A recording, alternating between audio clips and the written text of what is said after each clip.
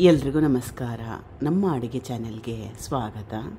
ಇವತ್ತಿನ ವಿಶೇಷ ರುಚಿಕರ ಮತ್ತು ಆರೋಗ್ಯಕರವಾಗಿರೋ ಅಂಥ ಬೆಳಿಗ್ಗೆ ತಿಂಡಿ, ಅಥವಾ ಇದನ್ನು ಈವ್ನಿಂಗ್ ಸ್ನ್ಯಾಕ್ಸ್ ಥರ ಮಾಡ್ಕೊಂಡು ತಿನ್ಬೋದು, ಇಲ್ಲ ಅಂದರೆ ರಾತ್ರಿ ಊಟಕ್ಕೆ ಕೂಡ ಮಾಡ್ಕೊಂಡು ತಿನ್ಬೋದು. ಮೊದಲನೇ ಸ್ಟೆಪ್ಪಲ್ಲಿ ದೊಡ್ಡದಾಗಿರೋದು ಬಟ್ಲೆ ತೊಗೊಂಡಿದ್ದೀನಿ. ಹಿಟ್ಟನ್ನ ಕಲಿಸ್ಕೋಬೇಕು. ಇದು ಉಪ್ಪಿಟ್ಟು ರವೆ 1/4 kg ಅಥವಾ ಸುಮಾರು 1 ಗ್ಲಾಸಷ್ಟು, 1 ಬೌಲಷ್ಟು. ಉಪ್ಪಿಟ್ಟು ರವೆಗೆ ಬದಲಾಗಿ ಚಿರೋಟಿ ರವೆನ ಕೂಡ ಉಪಯೋಗ ಮಾಡ್ಬೋದು. ಅರ್ಧ ಗ್ಲಾಸಷ್ಟು ಕಡಲೆ ಹಿಟ್ಟು ಅಥವಾ ಬೇಸನ್, 1 ಗ್ಲಾಸಷ್ಟು ರವೆ, ಅರ್ಧ ಗ್ಲಾಸಷ್ಟು ಕಡಲೆ ಹಿಟ್ಟು, ಸುಮಾರು 1/4 ಗ್ಲಾಸಷ್ಟು ಹುಳಿ ಮೊಸರು. ಹುಳಿ ಬಂದಿಲ್ಲ ಅಂದರೂ ಕೂಡ ಪರವಾಗಿಲ್ಲ. 3 ಪದಾರ್ಥಗಳನ್ನ ಅಳತೆ ಮಾಡಲಿಕ್ಕೆ ಒಂದೇ ಕಪ್ಪು ಅಥವಾ ಒಂದೇ ಬಟ್ಲನ್ನ ಉಪಯೋಗ ಮಾಡಿ. ರುಚಿಗೆ ತಕ್ಕಷ್ಟು ಉಪ್ಪು. ಈಗ ನಿಧಾನವಾಗಿ ಸ್ವಲ್ಪ ನೀರನ್ನ ಹಾಕ್ಕೊಳ್ತಾ ಇಡ್ಲಿ ಹಿಟ್ಟದಲ್ಲಿ ಕಲಿಸ್ಕೋಬೇಕು. ತೆಳುವಾಗಿ ಬೇಡ, ಸ್ವಲ್ಪ ಗಟ್ಟಿ ಇರಲಿ.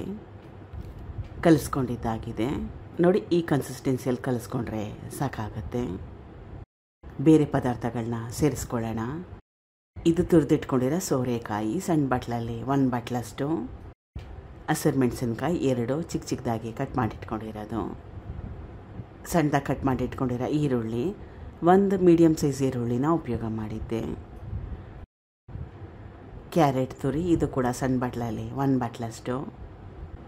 ಇದು ಸಣ್ಣದಾಗಿ ಕಟ್ ಮಾಡಿ ಇಟ್ಕೊಂಡಿರೋ ಪಾಲಕ್ ಸೊಪ್ಪು, ಸುಮಾರು 2 ಹಿಡಿಯಷ್ಟು. ಪಾಲಕ್ ಸೊಪ್ಪಿಗೆ ಬದಲಾಗಿ ಮೆಂತ್ಯ ಸೊಪ್ಪು, ಬಸಳೆ ಸೊಪ್ಪು, ನಿಮ್ಗೆ ಯಾವ ಸೊಪ್ಪು ಇಷ್ಟ ಆ ಸೊಪ್ಪನ್ನ ಉಪಯೋಗ ಮಾಡ್ಬೋದು.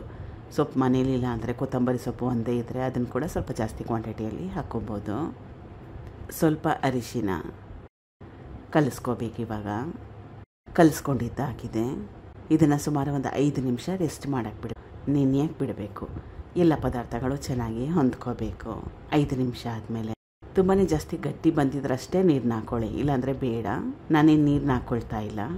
ಕನ್ಸಿಸ್ಟೆನ್ಸಿ ಪರ್ಫೆಕ್ಟ್ ಆಗಿದೆ, ಸರಿಯಾಗಿದೆ.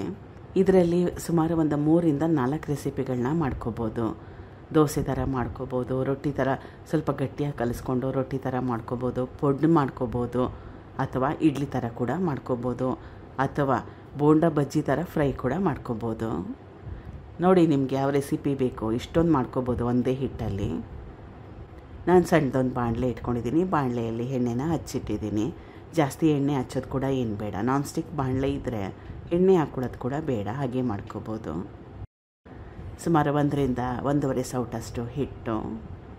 ಗ್ಯಾಸ್ ಸ್ಟವ್ನ ಲೋ ಫ್ಲೇಮ್ನಲ್ಲಿ ಇಟ್ಕೋಬೇಕು. ಒಳಗಡೆ ಎಲ್ಲ ಚೆನ್ನಾಗಿ ಬೇಯಬೇಕು. ದಪ್ಪ ಮಾಡ್ಕೊಂಡಿದ್ರೆ ಸ್ವಲ್ಪ ತೆಳುವಾಗಿ ಕಲಿಸ್ಕೊಂಡ್ರೆ ಗರ್ಗರಿಯಾಗಿರೋ ದೋಸೆ ಥರ ಮಾಡ್ಕೊಬೋದು. ಒಂದು ಕಡೆ ಚೆನ್ನಾಗಿ ಬೆಂದ ಮೇಲೆ ತಿರುವಾಕೋಬೇಕು. 2 ಕಡೆ ಚೆನ್ನಾಗಿ ಬೇಯಿಸ್ಕೋಬೇಕು. ಕಡಲೆ ಹಿಟ್ಟು ಮೊಸರನ್ನ ಹಾಕ್ಕೊಂಡಿರೋದ್ರಿಂದ ಒಂದು ಒಳ್ಳೆ ಬಣ್ಣ ಬರುತ್ತೆ, ಕ್ರಿಸ್ಪಿಯಾಗಿರುತ್ತೆ, ತಿನ್ನಲಿಕ್ಕೆ ಕೂಡ ಚೆನ್ನಾಗಿರುತ್ತೆ. ಮಿಕ್ಕಿರೋದಕ್ಕೆ ಸೇಮ್ ಪ್ರೊಸೆಸ್ನ ಫಾಲೋ ಮಾಡಿ. ಮೊದಲೇ ಹೇಳ್ದಂಗೆ ಇಡ್ಲಿ, ದೋಸೆ, ರೊಟ್ಟಿ, ಪೊಡ್ಡು ಏನು ಬೇಕೋ ಅದನ್ನು ಮಾಡ್ಕೋಬೋದು. ಪಕೋಡ ಥರ, ಬಜ್ಜಿ ಥರ ಫ್ರೈ ಕೂಡ ಮಾಡ್ಕೋಬೋದು. ಇದನ್ನು ತುಂಬಾ ಜಾಸ್ತಿ ಸಾಫ್ಟಾಗಿ ಮೆತ್ತಗೆ ಬೇಕನ್ನಂಗಿದ್ರೆ ಇದಕ್ಕೆ ಸ್ವಲ್ಪ ಅಡುಗೆ ಸೋಡಾನೋ ಅಥವಾ ಇನೋ ಪೌಡರ್ನ ಸೇರಿಸ್ಕೋಬೋದು ನಿಮ್ಗೆ ಇಷ್ಟ ಇದ್ದರೆ. ಅಥವಾ ನ್ಯಾಚುರಲ್ಲಾಗಿ ಸುಮಾರು 5ರಿಂದ 6 ಗಂಟೆ ಹೊರಗಡೆ ಇಟ್ಟು ಫರ್ಮೆಂಟೇಷನ್ ಮಾಡ್ಕೋಬೋದು. ಟ್ರೈ ಮಾಡಿ ನೋಡಿ. ನಾನು ಕಡಲೆ ಬೀಜದ ಚಟ್ನಿ ಜೊತೆಗೆ ಸರ್ವ್ ಮಾಡಿದ್ದೀನಿ, ಆದರೆ ಕೆಚಪ್ ಇದ್ದರೆ ಸಾಕಾಗುತ್ತೆ. Thank you for watching. ಧನ್ಯವಾದಗಳು.